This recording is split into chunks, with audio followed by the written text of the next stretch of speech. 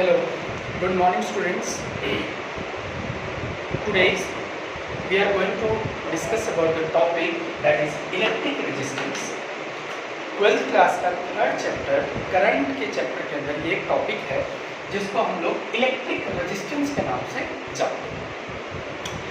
अब आप लोगों ने लास्ट वीडियो में मेरा ओम्स लॉ के बारे में आप लोगों ने पढ़ा था कि ओम्स लॉ क्या होता है, ओम्स ने किस तरह से एक फॉर्मूला ड्राइव किया, वहीं पर उसने एक नया वर्ड दिया था दैट इज रेजिस्टेंस। अब आज हम उस रेजिस्टेंस को डिटेल में पढ़ने की कोशिश करें।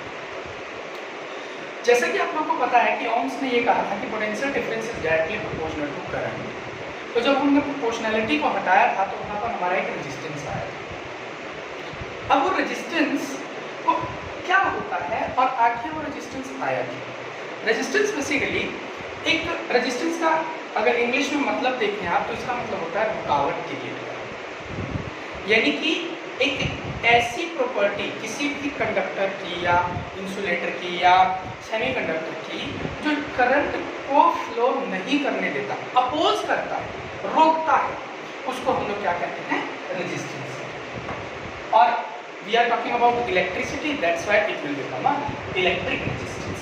यानी हम लोग कह सकते हैं it is a obstruction posed by the conductor to flow of electric current। यानी करंट को फ्लो करने से रोकने वाले प्रॉपर्टी को हम लोग क्या नाम देंगे? रेजिस्टेंस के नाम से जानेंगे। अब अकॉर्डिंग टू ओम्स लॉ हमें ये पता है, ओम्स लॉ के according V is equal to IR होता है। तो अगर मैं यहाँ से R की वैल्यू कैलकुलेट करूँ तो R इज इक्वल टू क्या हो जाएगा? V अपॉन I हो जाएगा। क्योंकि एक साइंटिस्ट था जिसने ये रेजिस्टेंस के बारे में डिटेल दिया था, उनका सरनेम ओम से था, तो उस साइंटिस्ट ने एक यूनिट दे दी रेजिस्टेंस की दैट इज ओम, OHM, और इसको इस तरह से सिंबल के फॉर्म में रिप्रेजेंट किया जाता है।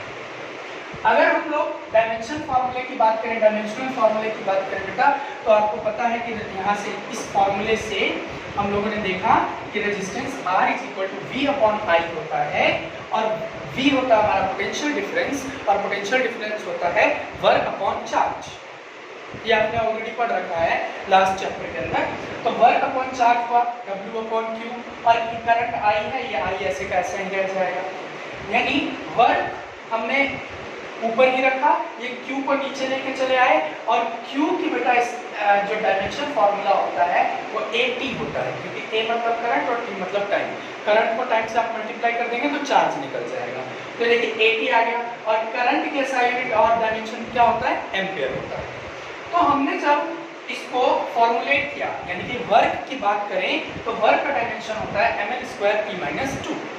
यह आप लोगों ने 11th क्लास में पढ़ा है कि किस तरह से डायमेंशन फॉर्मूले को कैलकुलेट किया जाता है। ml²T-2 डिवाइडेड बाय a²T, क्योंकि a into a that is equal to a² into t, t मतलब आपका यहाँ पर टाइम है। जब आप इसको ऊपर लेके चले जाएंगे, ऊपर लेके जाएंगे तो क्या मिलेगा बेटा? ml²T-3 a-2। तो इस तरह से हम देखते हैं कि इसकी जो SI यूनिट भी हमें पता चल गया, रेजिस्टेंस की SI यूनिट ओम हो जाता है, और इसका हमें डायमेंशन फार्मूला भी पता चल गया। डायमेंशन फार्मूला भी आप लोग इजीली कैलकुलेट कर सकते हैं। नाउ वी विल डिस्कस कि रेजिस्टेंस कौन कौन से फैक्टर के ऊपर अफेक्ट करता है, कौन कौन से फैक्टर्स होते हैं जो रेजिस्टेंस को अफेक्ट करने में या अफेक्ट करते हैं। तो मैं आपको बताऊं, रेजिस्टेंस एक वायर, कोई भी किसी भी वायर, कोई भी कंडक्टर है, उसके दो चीज़ों के ऊपर अफेक्ट करता है। रेजिस्टेंस बढ़ भी सकता है या रेजिस्टेंस घट भी सकता है। तो रेजिस्टेंस जितनी लंबी वायर होगी उतना ही रेजिस्टेंस ज़्यादा है, यानी कि अगर छोटी वायर है तो रेजिस्टेंस कम, अगर बड़ी वायर है तो रेजिस्टेंस ज़्यादा। क्या रीज़न है उसका? उसका रीज़न है number of charge particle present in that particular wire. एक चार्ज पार्टिकल दूसरे चार्ज पार्टिकल को आगे बढ़ने नहीं देता है, तो इसलिए रेजिस्टेंस ज़्यादा क्रिएट होता है। तो जितनी ज़्यादा लेंथ होगी वायर की उतना ही रेजिस्टेंस ज़्यादा होगा। तो resistance is directly proportional to length.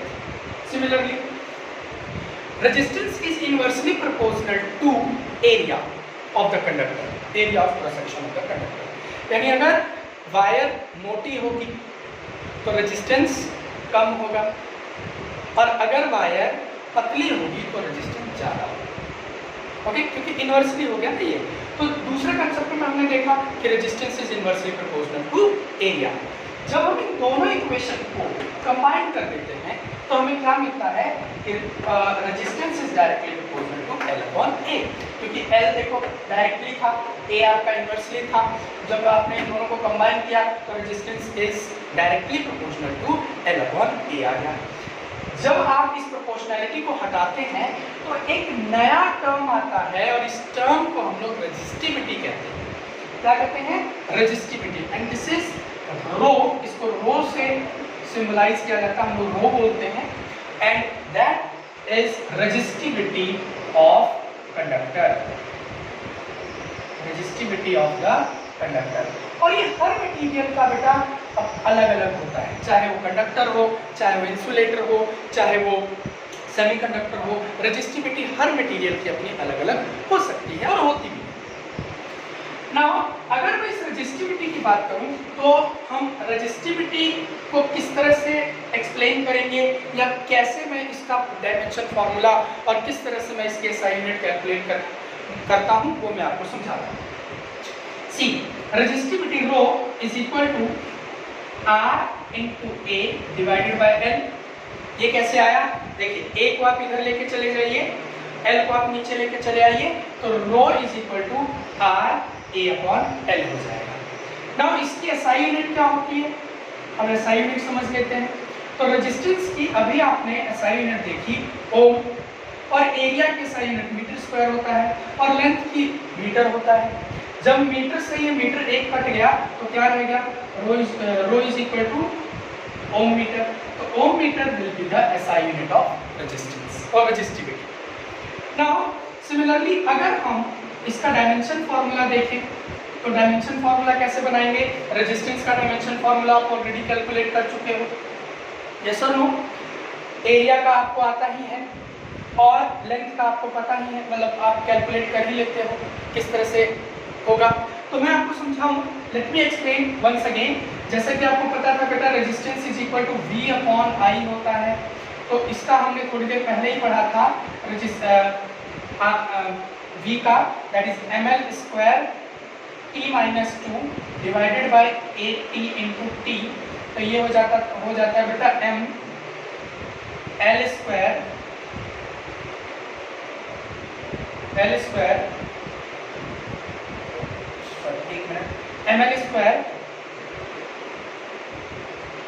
t minus 4